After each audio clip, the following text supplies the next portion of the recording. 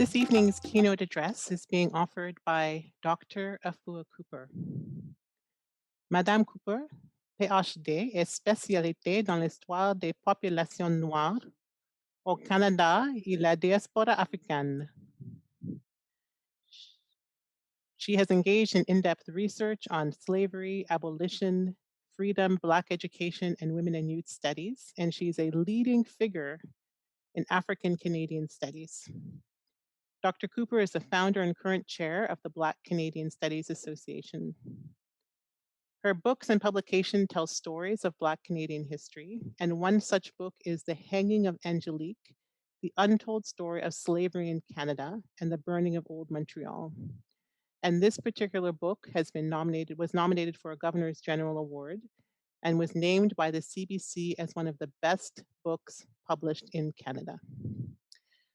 Dr. Cooper is a poet, performer, scholar, historian, and social and cultural commentator. And she currently teaches at Dalhousie University in Halifax, Nova Scotia. Welcome, Dr. Cooper.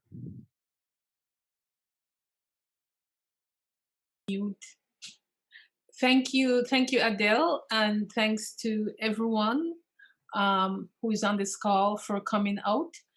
I want to thank you all. I want to thank the Canadian Church Council of Churches for inviting me to give this keynote. I'm truly honored. It is a privilege, and I thank you for it. Can you hear me? I have a note here about unmute myself, but it's nice and clear. Go ahead. Yeah, I'm unmuted. Right.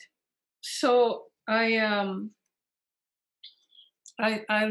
just want to start the slideshow, please.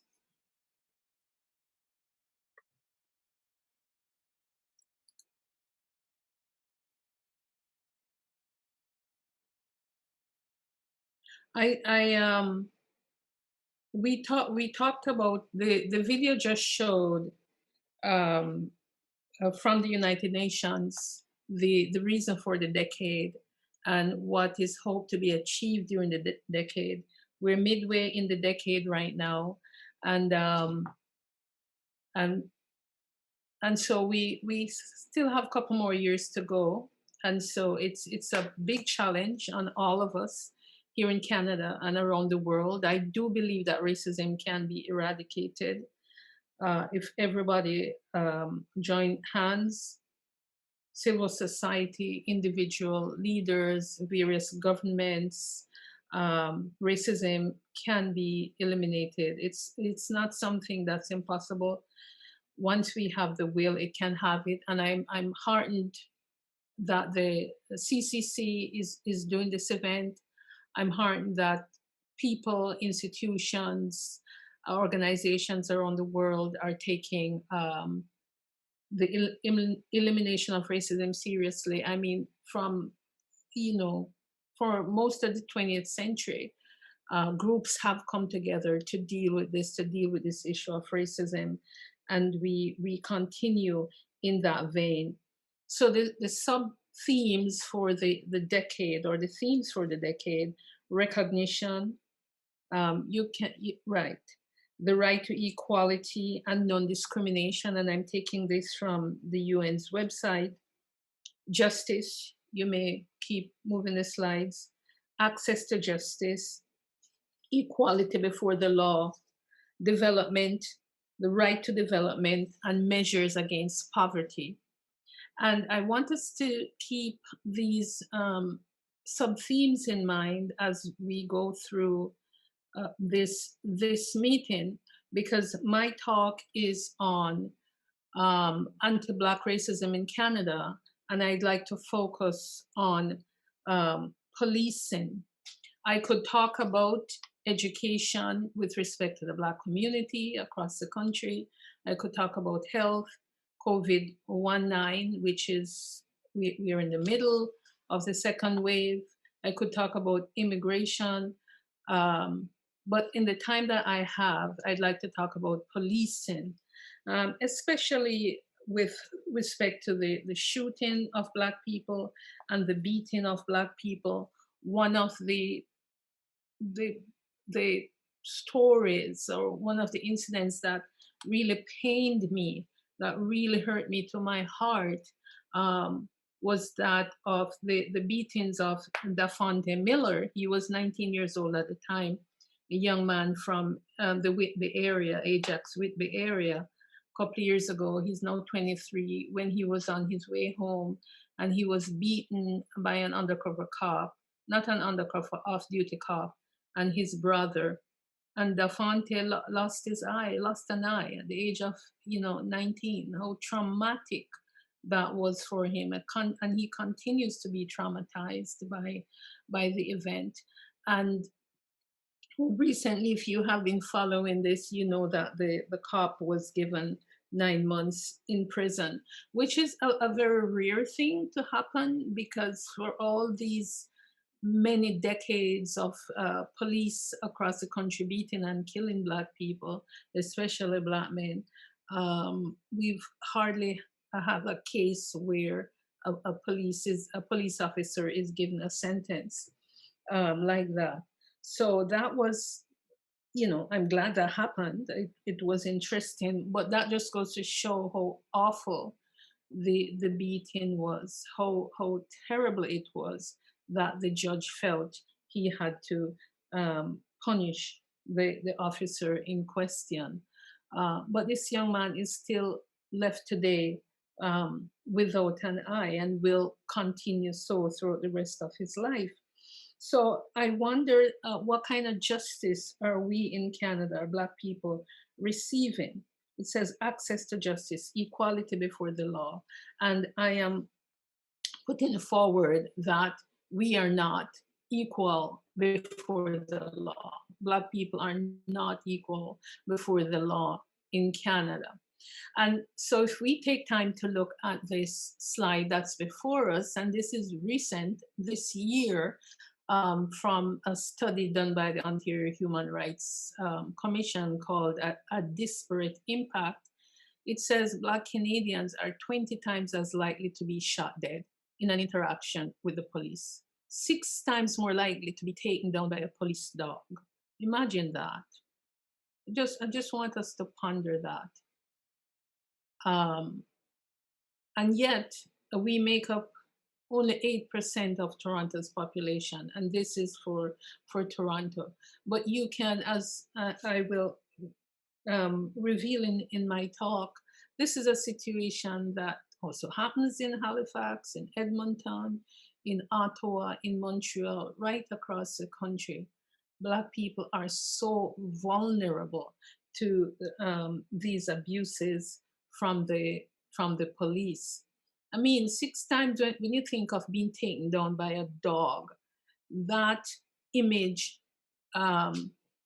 takes you back to the 1960s, if you remember those images or photographs of the police using dogs on marchers in various parts of the country during the civil rights era. And if you project yourself back 100 years back, 150 years back, then you are in the time of slavery, when slave trackers and slave hunters used dogs on runaway slaves, to capture them, hound dogs. And sometimes people today wonder why Black people as a whole, and I know there are Black people in Canada who have dogs, but there's a fear among Black people. I personally, when I'm walking on the street and I see people coming with these dogs, I'm a little bit apprehensive. If the dog is a tiny dog, then that's fine. And I think it's this kind of intergenerational trauma in Black people, in Black communities, with respect to dogs, because dogs have been used against us throughout the several centuries that we have been in the Americas, whether it's during the period of enslavement, or whether it's a period of the civil rights movement, or whether it's now, right now, 2020, as we're told that we are 6 times more likely, especially African Canadian men, to be taken down by police dogs. So I want you to think of those things as you think of the themes for the decade: the justice, the recognition, and the development. How can our communities be developed when we have to be fighting against these situations on a daily basis? Since 2000, many African Canadian men and women have lost their lives in police encounter. Among them, Jermaine Carby, Andre Loku, Reynald Jardine Douglas, Dwayne Christian, um, O'Brien Christopher Reed, Ian Pierce, Nicholas Gibbs, Alex Wetlaufer, Jean-Pierre Bonny, Eric Osawe, Frank Anthony Berry, Junior Alexander Manon, um, died in eh, died in police jurisdictions, died in police custody in jurisdictions all across Canada. Police beat Abdirahman Abdi to death in front of his apartment building, and that case was just tried, and the cop got off. This was in Ottawa. Some of you may have seen the video of Abdi being beaten to death in front of his apartment building, and the camera captured it all. He was beaten to death by these two cops, like literally beaten to death in Ottawa, in Canada, a couple of years ago. Dondre Campbell was shot and killed in a public park. And 2 days after George Floyd died, Regis Korchinski-Paquette, a young Torontonian woman who was suffering from a mental health episode, fell from a 24-story balcony after her mother called police for help. Once they arrived, they insisted on being left alone with her, the cops, that is. Shortly after, Regis called out, "Help me, Mom, help me, please help me." A few moments later, her lifeless body was found on the ground. And just a couple of weeks ago, a similar thing happened to a Black young man in Ottawa, where police busted down his door and he fell from his balcony and died. The Canadian Broadcasting Company, a corporation, CBC, recently analyzed data on fatal police encounters with civilians between 2000 and 2017. And Ontario Human Rights Commission actually has done this work up until 2020. But this is what the CBC shows, which very similar to the Ontario Human Rights Commission. Researchers reveal that in Toronto, while Black people make up 8.3% of the city's population, Black men are overrepresented in fatal police encounters. We do know that many of these men and women have had mental illnesses. Reynald Jardine Douglas, Michael Eligon, Andrew Loco, and Regis Korchinski-Paquette are just a few. Protests and demonstrations followed each of these deaths. In 1990, the Black Action Defense Committee, which was headed by Dudley Laws, and the acronym for this organization, BATSI's consistent agitation against police brutality led to the creation of the Special Investigations Unit of Ontario, a civilian watchdog tasked with addressing police shootings and sexual misconduct. Yet the atrocities continue. Black Canadians are vastly, we could keep the slide there. Black Canadians are vastly overrepresented in police street threats, racial profiling, or stop and frisk statistics, particularly in larger municipalities. A recent Toronto Star report notes that an elite police squad working on the Toronto Anti-Violence Intervention Strategy stops predominantly non-white people without reasonable and probable grounds to do so, and demands identification like the South African police used to do under apartheid. This operation has documented over 1 million individuals in a draconian phenomenon called known to the police. And we have heard recently that the Toronto police has stopped this body, which is the acronym for it is TAVIS, Toronto Anti-Violence Intervention Strategy.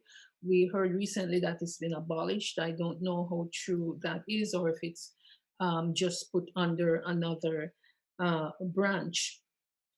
In 2019, the Nova Scotia Human Rights Commission examined Halifax's regional police street checks data for 2006 to 2017. And the data notes, this is last year, this report was launched last year in Halifax. It noted that Black men are 9.2 more likely than white men to appear in Halifax street check statistics, even though they represent only 1.8% of the population. But think of that. The Black female street check rate, 519 per 1,000 is greater than the rate for white males. Street checks have far-reaching impacts. They affect employment opportunities for Black people and have led to injuries and lost lives. Street checks led to the killings of Jermaine Carby, Junior Alexander Manon, and the wounding of Sophia Cook. This carding treats Black people like second-class citizens and has antecedents in past codes, in Black codes, past laws, slave laws, and sundown laws, statutes designed to regulate and control Black people during and after slavery. So that came from the Halifax Street Check report. And as I've said, Black men who represent only 1.8% of Halifax's population make up 9.2% of the street checks data. So that is alarming and that is frightening.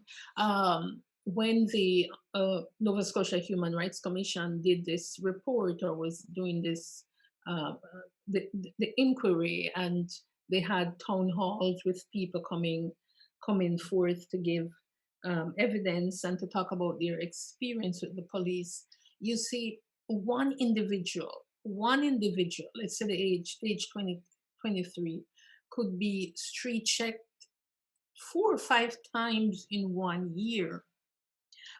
So the human rights of that person, of that individual, is so compromised in a society that calls itself democratic.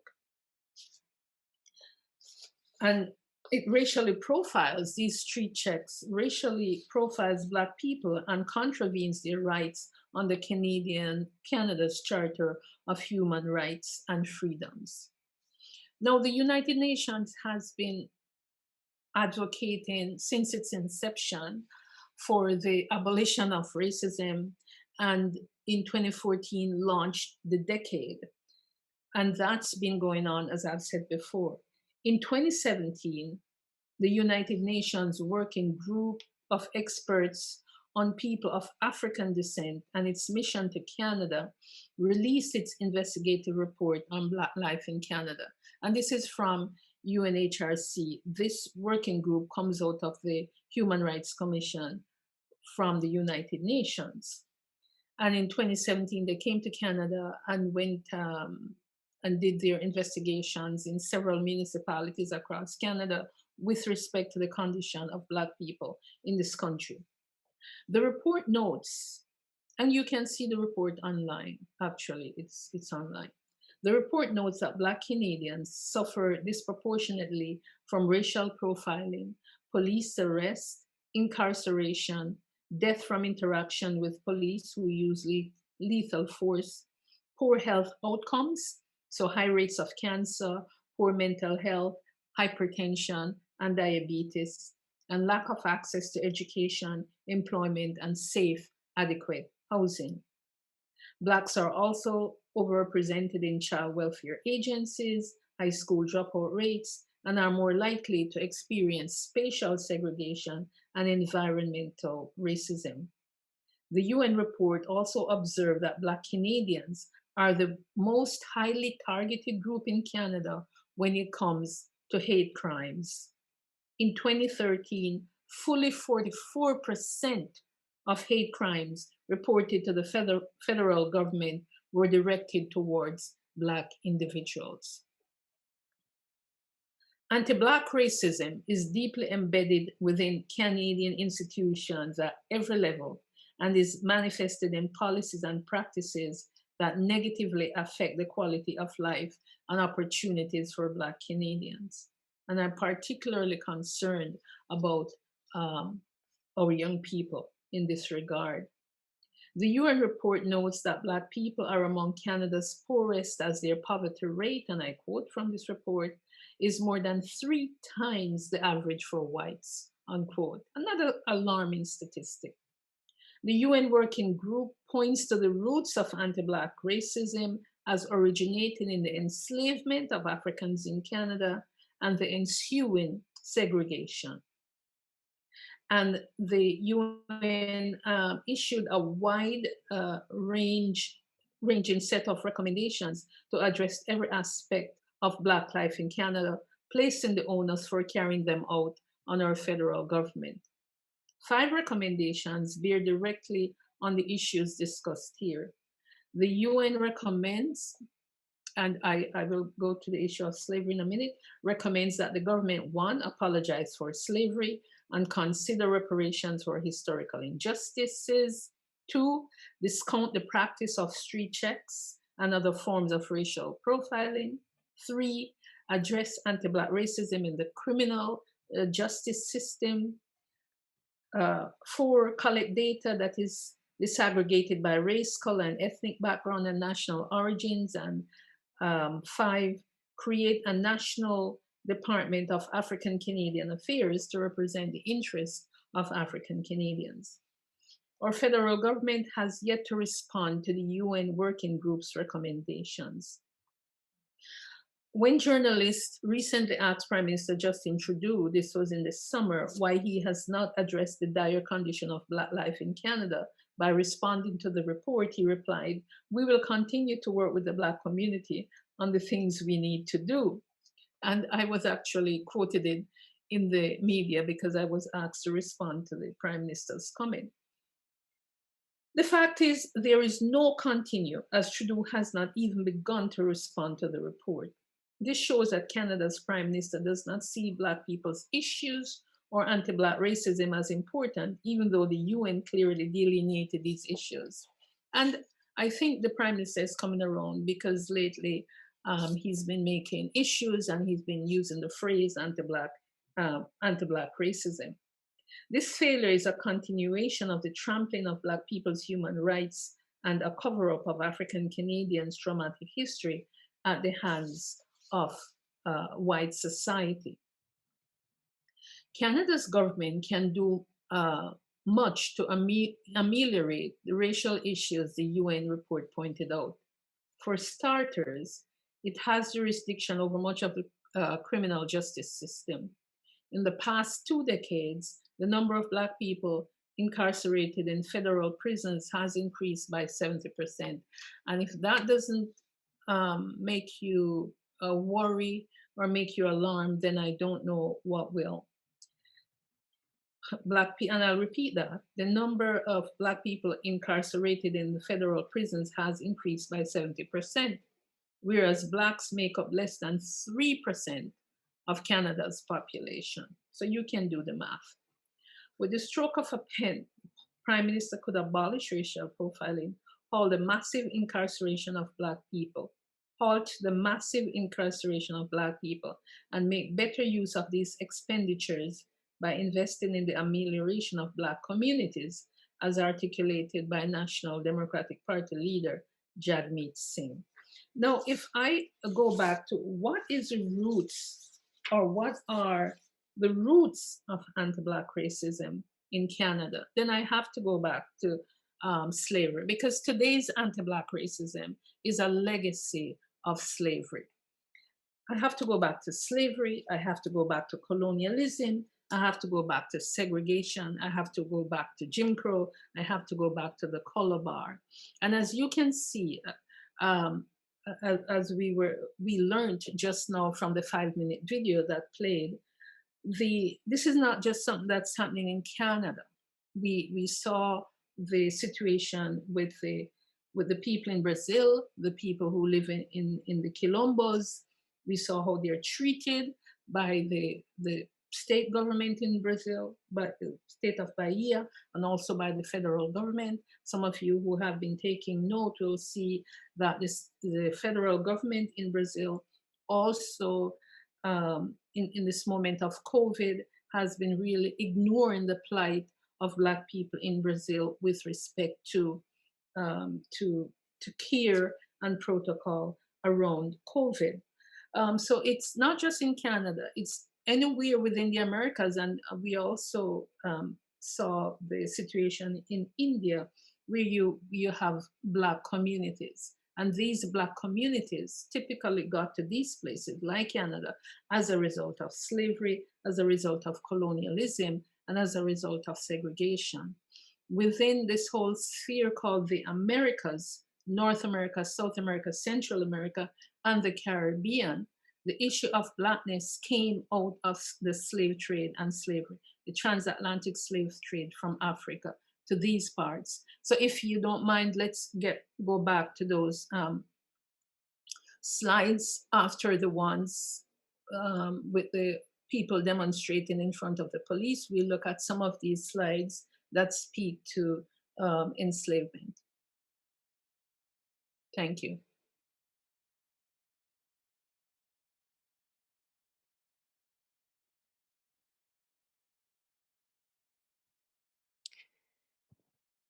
Thank you, Dr. Cooper. I think we're going to go back to the slides, and we just have a couple of minutes, and then we're going to sure. Yeah, I'll wrap up after that. I just want to look at the roots of anti-Black racism, even though, I hint at it throughout. But do we still have the slides? Okay.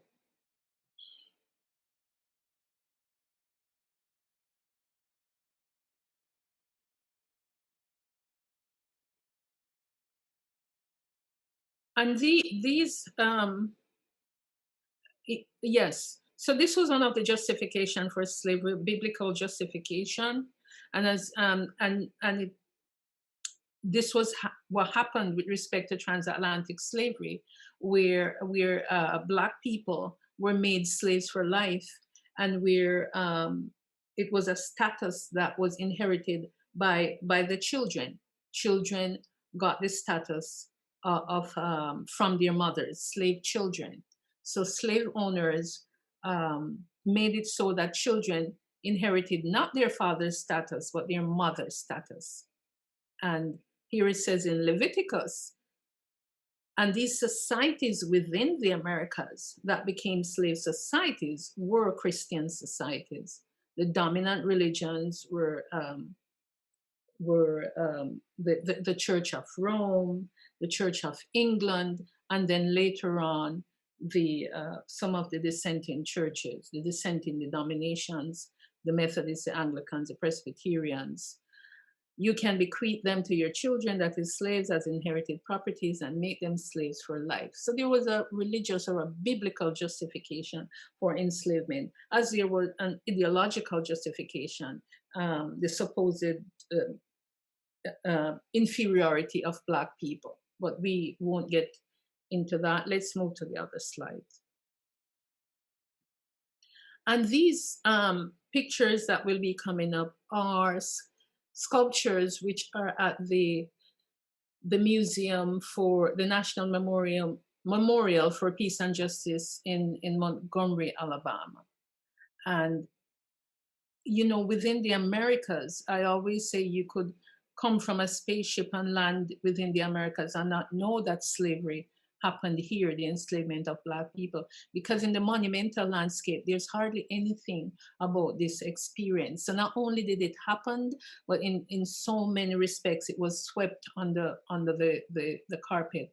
And these memorials just happened in 2018. The National African American Museum opened last year, for example, or the year before, after within these Americas, we've had centuries and centuries of the enslavement of Black people, but very little memorialization.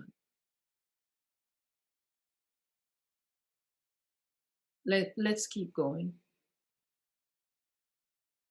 The Code Noir, which was issued by the French crown in 1685 to cover enslavement within the French overseas world, particularly within the Americas, was promulgated from Versailles under Louis XIV. Let's get to the slide up with Louis XIV. The Code Noir, it didn't say the slave code, it said the Black Code, you know, the assumption that all Black people were enslaved. Louis XIV, King of France, creator of the code, and was the head of the Catholic Church. So the church sanctioned enslavement. And we'll go to the next slide, which is of Elizabeth Regina, Elizabeth I of England. She was also the head of the Church of England. Remember, her father broke away from the Church of Rome and established the Church of England. And she was a slave trading queen. This is how England got into the slave trade. It was under Elizabeth and, Sir John Hawkins and Francis Drake and her slave trader colonizing friends. So the Church of England sanctioned slavery. And there is a book there that I put that available for people to read. I put the cover of the book. And we'll just move to that next slide, please. The Queen Slave Trader. John Hawkins, Elizabeth I, and the trafficking in human souls. We'll just move on. Thank you. And with respect to Canada, it's a book that I wrote, The Hanging of Angelique. It was mentioned in my bio that Adele read. We'll keep going. We'll just go through these slides. This is the verdict for Angelique by one of the judges in 1734 when she was convicted. She was convicted to, condemned rather, to be hanged, to have her body burnt, and the ashes cast to the four winds. 1752, this is from Halifax, just imported and to be sold by Joshua Major, a number of enslaved people from the Caribbean, sold in Halifax Harbor. 1752. 1790, to be sold, Quebec Herald. We'll keep going, a young, healthy Negro woman. And of course, there's resistance to these kinds of degradation, run away from the subscriber, a Negro wench named Ruth. So the point is, we'll just keep going with the slides, is that I'm positing that within the Western psyche, anti-Blackness is rooted from day one. This idea that Black people are chattel, that Black bodies are to be owned by other people, or Black bodies are owned by other people, and you can do what you want with Black bodies, is really embedded in the Western psyche. And so from slavery to now to present time, that's why Dafonte Miller could be walking home and two off-duty cops could jump on him and beat out one of his eyes out of his head. What's that about? Why do they think they had the right to do that? So I think part of the job, part of the task in eliminating racism and eliminating anti-Black racism is to really deal with this issue, this psychological issue, which I think, which I'm positing that white people have in their minds with respect to Black people, that it's still felt that Black people's bodies are owned not by Black people, but by other people. In this case, members of the white community, particularly the police. So I'll stop there. Thank you very much.